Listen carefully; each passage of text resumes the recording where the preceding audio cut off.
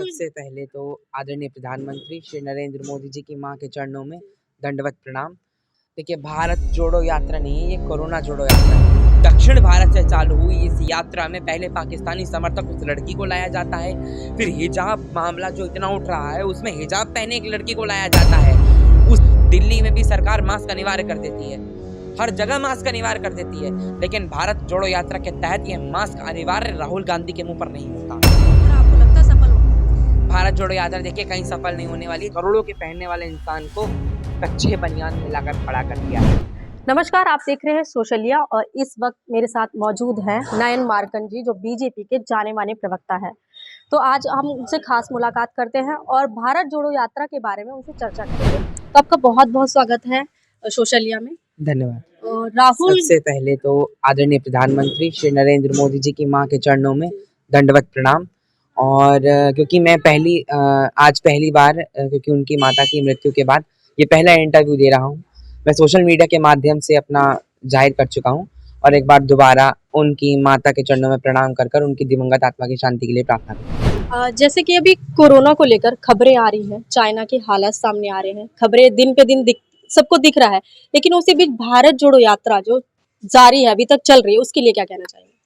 देखिए, भारत जोड़ो यात्रा नहीं है, ये कोरोना जोड़ो यात्रा है। भारत जोड़ो यात्रा क्या है कि साउथ दक्षिण भारत से चालू हुई भारत जोड़ो यात्रा सिर्फ भारत जोड़ो यात्रा नहीं है, ये देश वामपंथी जोड़ो, ये विरोधी जोड़ो और ये आतंकवादी जोड़ो भारत यात्रा है।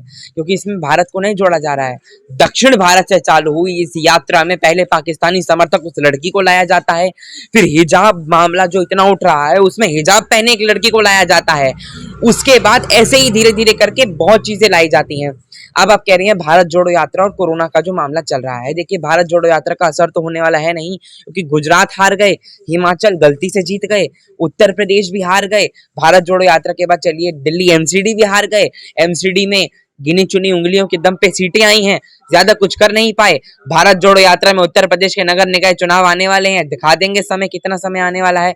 और दूसरी बात, अभी कोरोना जोड़ो यात्रा के बारे में बात करते हैं, क्योंकि ये कोरोना जोड़ो यात्रा बनती जा रही है। देश में स्वास्थ्य, देश में सब कुछ ठीक है।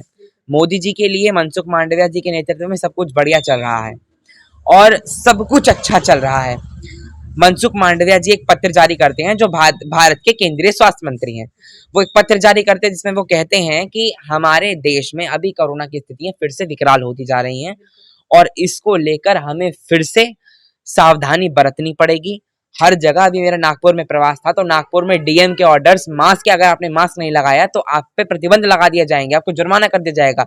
दिल्ली में भी सरकार मास्क अनिवार्य कर देती है, हर जगह मास्क अनिवार्य कर देती है, लेकिन भारत जोड़ो यात्रा के तहत ये मास्क अनिवार्य राहुल गांधी के मुंह पर नहीं होता। ये वही हैं जिन्होंने तबलीगी जमात का समर्थन किया, ये वही हैं जिन्होंने ऐसी चीजों का समर्थन किया जो कोरोना बढ़ाती हैं। और हकीकत में ये कोरोना जोड़ा यात्रा ही है। जो सरकार की बात ना माने, जो प्रशासन की बात ना माने, एक झुंड में चले, वो शेर से तो डरेंगे। भारत जोड़ो के लिए राहुल गांधी जी और जो कांग्रेस पार्टी है, ये कोशिश कर रही है कि एक तरह से भारत को जोड़ा जाए, लेकिन कहीं ना कहीं देखा जाए जो अंदरूनी जो उनकी पार्टी है वहीं पर खटपट चल रही है, वही आपस में एक दूसरे से जुदा है। लेकिन पार्टी के अंदरूनी जुड़ाव को ना देखते हुए भारत जोड़ो यात्रा आपको लगता है सफल होगी? भारत जोड़ो यात्रा देखिए कहीं सफल नहीं होने वाली है। दूसरी बात, भारत जोड़ो यात्रा के बारे में जो बात कर रहे हैं, भारत जोड़ो यात्रा नहीं है, ये कोरोना जोड़ो यात्रा है। ये भारत जोड़ो यात्रा नहीं है, ये पाकिस्तान जोड़ो यात्रा है। ये भारत जोड़ो यात्रा नहीं है, ये आतंकवादी जोड़ो यात्रा है। और दूसरी बात, आप जिस प्रकार से कह रहे हैं कि भारत जोड़ो यात्रा क्या सफल होगी, आप मुझे बता दीजिए कि गुजरात के चुनाव में भारत जोड़ो यात्रा सफल हुई क्या? हिमाचल के चुनाव में जो प्रचंड बहुमत कहा जाता है, ये भी बीजेपी के बागी नेताओं की बदौलत और उनकी एक भीख जिसे कहते हैं ना, उनकी बदौलत जीत गए। क्योंकि हिमाचल में आप भी जानती हैं, मैं भी जानता हूं कि बीजेपी के बागी नेताओं की वजह से ये जीते हैं, वरना तो इनका हिमाचल में भी अस्तित्व डगमगा चुका था। जैसे अभी आपने हिमाचल का भी जिक्र किया, हिमाचल की बात करूं तो भारत जोड़ो यात्रा में जो हिमाचल के वर्तमान सीएम है वो भी मौजूद थे और उसके कुछ दिन बाद खबर आती है कि कोरोना पॉजिटिव है और उसके बाद वो यात्रा को बंद नहीं करना चाह रहे। कहीं ना कहीं आम जनता को लेकर एक रिस्क नहीं है? एक मुख्यमंत्री जो चुना गया है, एक शासित मुख्यमंत्री जो चुना गया है, हिमाचल जैसी देवभूमि में चुना गया है, वहां की 70 में से 40 या 45 सीटें उस मुख्यमंत्री को जनता के द्वारा दी जाती हैं। उसका सम्मान न करने के बजाय, उस जनता के हित में न रहने के बजाय, क्योंकि आप याद रखिए जनता नेताओं से ही सीखती है, जनता अपने आदर्शों से ही सीखती है। और हिमाचल में जनता ने अभी कांग्रेस को और सुक्खू जी को अपना सिरमौर बनाया है।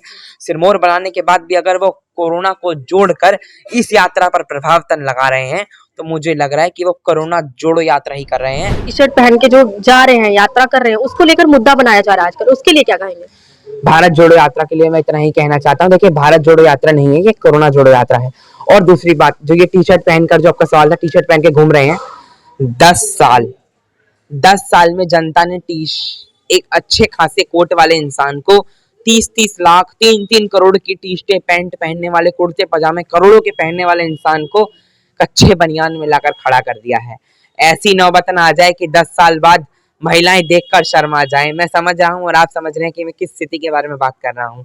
तो इसीलिए मैं राहुल गांधी जी से कहना चाहता हूं कि वो आराम करें, वो अब घूमे नहीं, क्योंकि जनता ने 14 में भी, 22 में भी, 17 में भी, 18 में भी, 19 में भी और अब फिर 23 में भी, 23 में बताने वाली है कि आप अपने घर में बैठिए, आप घर में अच्छे लगते हैं। वो जमाना गया जब गांधी परिवार बड़ी बड़ी कोठियों के साथ देश पे राज किया करता था।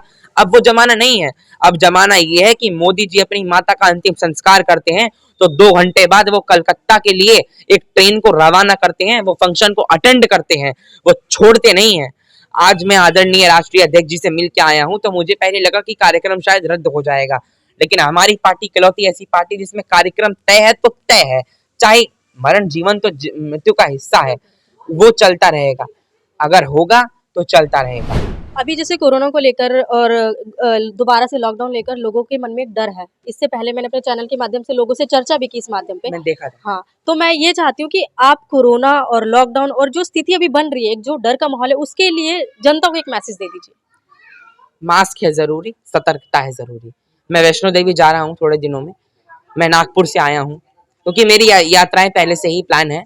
मैं अगर ज्यादा जा रहा हूँ तो अपनी सतर्कता बरत रहा हूँ। मैं सबसे कहना चाहता हूँ कि आप एक मास्क कैरी कीजिए, आप सैनिटाइजर का उपयोग कीजिए, सोशल डिस्टेंसिंग का उपयोग कीजिए। इन सब का उपयोग करेंगे तभी होगा। और हर चीज के लिए सरकार जरूरी नहीं होती, हमें खुद मास्क लगाकर, सोशल डिस्टेंसिंग लगाकर अपने आप को पहले सतर्क करना होगा। बहुत बहुत शुक्रिया आपको अपना वक्त देने के लिए। तो ये थे हमारे साथ नयन मार्कंड जी, जिनसे हमने चर्चा की और काफी अच्छे मुद्दों पर उन्होंने बातचीत की और खुल के अपने विचार प्रकट किए।